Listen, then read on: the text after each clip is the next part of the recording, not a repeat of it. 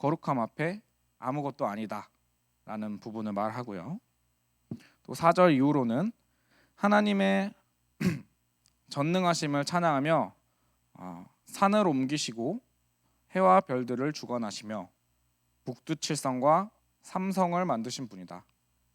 하나님의 능력이 인간의 측량을 넘어서는 일이라고 표현을 하면서 또 하나님의 특성에 대해서 계속 말씀하십니다. 하나님은 보이지 않게 지나가시며 그분이 무엇을 나에게 빼앗으셔도 누가 감히 무엇을 하겠나이까.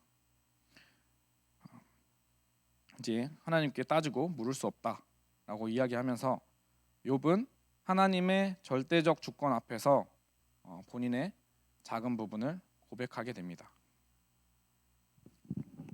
또 13절 이후에 하나님이 진노하시면 그 누구도 막을 수 없다.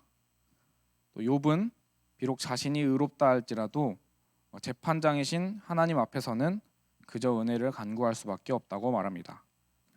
하나님은 폭풍으로 나를 치시고 까닭없이 내 상처를 깊게 하신다고 하며 욥이 자신이 순전하다고 해도 하나님이 나를 대하시면 내 입이 나를 정죄할 것이다 라고 말하며 하나님의 기준과 인간의 기준의 차원이 다르다라는 부분을 말합니다. 이후에 하나님은 순전한 자나 악한 자나 다 멸망시킨다고 말하는데 세상이 악인의 손에 넘어갔는데 그것을 바로잡지 않으시는 분이 하나님이 아니면 누구겠냐고 이제 말을 하면서 빌닷의 인과응보적 논리를 이제 반박하게 됩니다. 빌닷이 말한 대로 인과응보적으로 봤을 때는 순전한 자는 이제 장성하고 또 잘 살아야 되잖아요. 악한 자는 망해야 되고 죄를 받아야 되고 벌을 받아야 하는데 하나님께서 순전한 자나 악한 자나 다 멸망하시고 세상이 악인의 손에 넘어갔는데 그것을 바로잡지 않으시는 분이 하나님이 아니시면 누가 그 일을 하겠냐. 이게 이제 인과응보적 사고에 반박하는 욥의 말이 되는 거예요. 혹시 좀 이해가 안 가시나요? 이제 빌닷의 말대로라면 순전한 자나 이런 사람들은 잘 돼야 되고 악한 자들은 망해야 돼요. 인과응보적 사고에 의해서. 빌닷 네 말대로 너의 말대로라면 그래야 한다. 근데 하나님께서는 순전한 자나 악한 자나 다 멸망시키고 세상은 악인의 손에 넘어갔다. 세상이 악인의 손에 넘어갔으면 악인이 세상에서 더 잘 사는 것처럼 느끼게 될 거 아니에요. 더 잘 산다고 생각하게 될 거 아니에요. 그렇기 때문에 이렇게 말하는 것이 수아사람 빌닷의 말에 이제 반박을 하게 되는 거죠. 이해가 되시나요?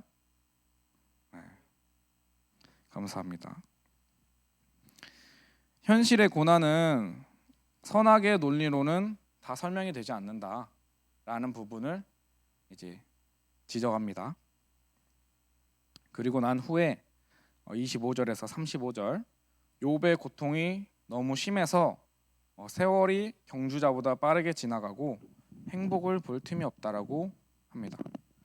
아무리 고통을 잊으려 해도 하나님이 나를 죄 없다고 여기시지 않을 것을 알기에 욥은 절망하고 탄식하며 내가 정죄함을 당할진대 어찌 헛되이 수고하리이까 라고 또 탄식을 합니다. 그러면서 아무리 눈 녹은 물로 몸을 씻고 잿물로 나의 손을 깨끗하게 한다고 해도 어떤 인간의 노력으로 나를 깨끗해 하려고 해도 하나님 앞에서는 내가 깨끗해질 수 없는 사람이다 라는 부분의 한계점을 이제 탄식하면서 내가 어떻게 해도 하나님 앞에 깨끗해질 수 없는 사람이다라는 것을 말하잖아요. 어떤 나로서는 수단과 방법을 가리고 내가 깨끗해질 수 없다 하나님 앞에. 그렇기 때문에 욥은 나와 하나님 사이를 나를 깨끗하게 해서 하나님을 대면할 수 있는 또 중보자를 갈망하는 부분이 이제 그 마지막 부분에 이제 할 사람이 아니 다시 나와 하나님과의 사이를 깨끗해 할 중보자를 갈망합니다. 이제 9장의 후반절에 보면 하나님은 나처럼 사람이 아닌데 어떻게 내가 재판에서 만나 시시비비를 가릴 수 있겠냐며 말하고 우리 사이에 손을 얹을 판결자가 없음을 슬퍼합니다. 나와 하나님 사이에 중재해줄 사람이 없다라는 부분을 슬퍼하는 거라고 생각하면 돼요.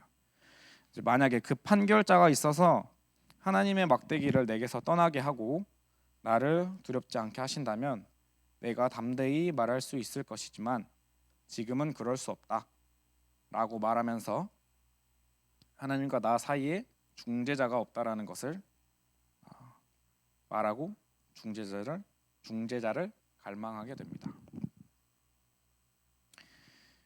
9장은 이렇게 해서 마무리할 수 있을 것 같고요.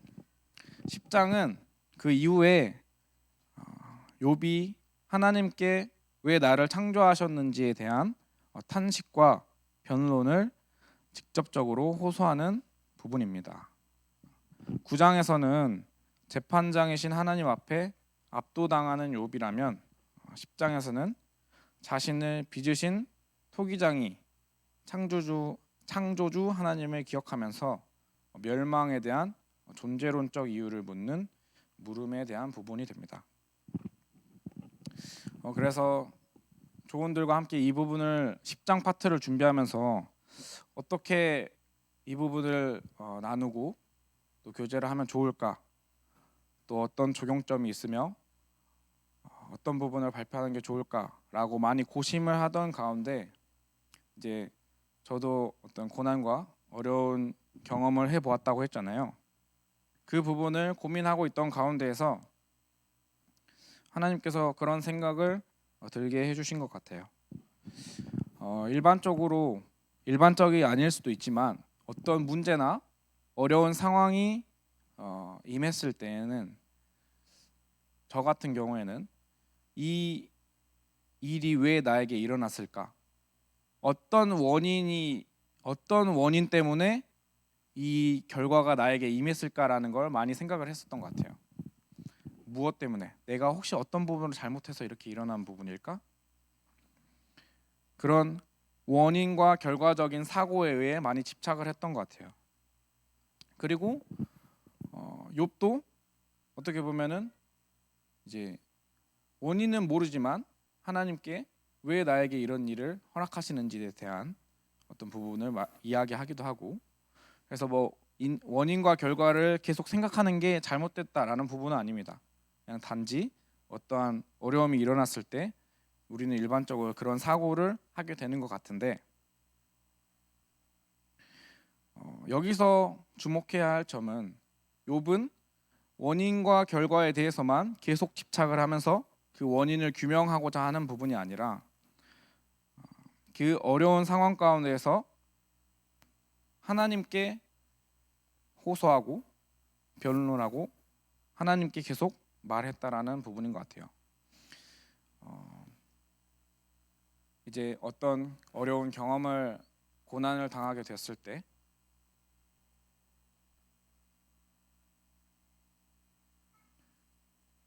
때론 원인과 결과가 분명할 수도 있습니다. 그리고 원인이 명확하지 않을 수도 있어요. 그런데 그런 원인에 대해서 계속 집착하고 그 원인을 찾으려고 하는 게 아니라 욥은 하나님과 대화하고 하나님께 호소하고 하나님을 더 찾는 길로 이제 대한 부분을 우리는 중점을 두면 좋지 않을까라는 어떤 저의 결론을 내리게 됐어요.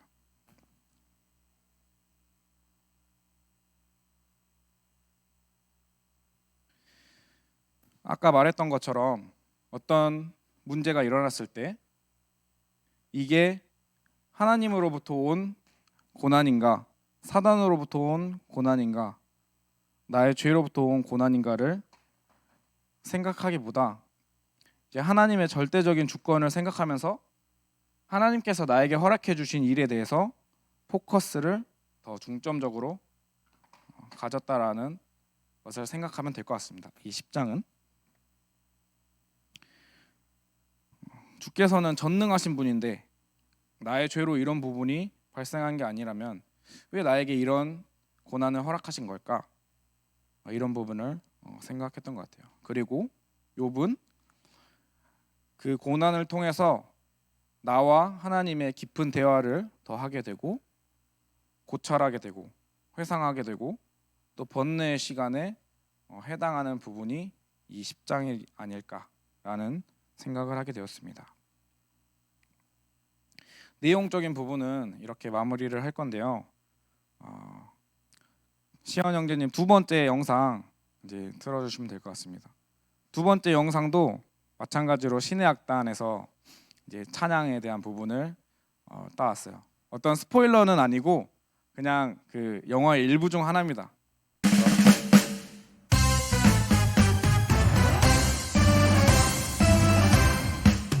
내가 누려왔던 모든 것들이 내가 지나왔던 모든 시간이 내가 걸어왔던 모든 순간이 당연한 것 아니라 은혜였어. 모든 것이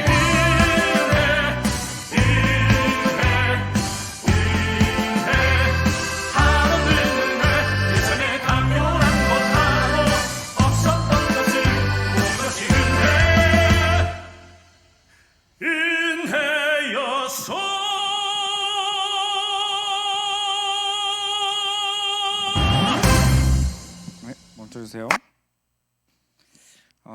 마지막 영상은 이제 욥의 고난을 발표하는 발표자의 입장으로서 사실 분위기가 좀 무거울 거라고 생각을 했고 또 결론을 마무리 지으면서 우리가 어떤 적용점을 가지고 또 나눠야 할까라는 생각을 할 때 또 함께 이야기할 수 있는 부분이 될 것 같아서 마지막에 영상을 또 가져왔습니다. 내용을 정리하도록 하겠습니다.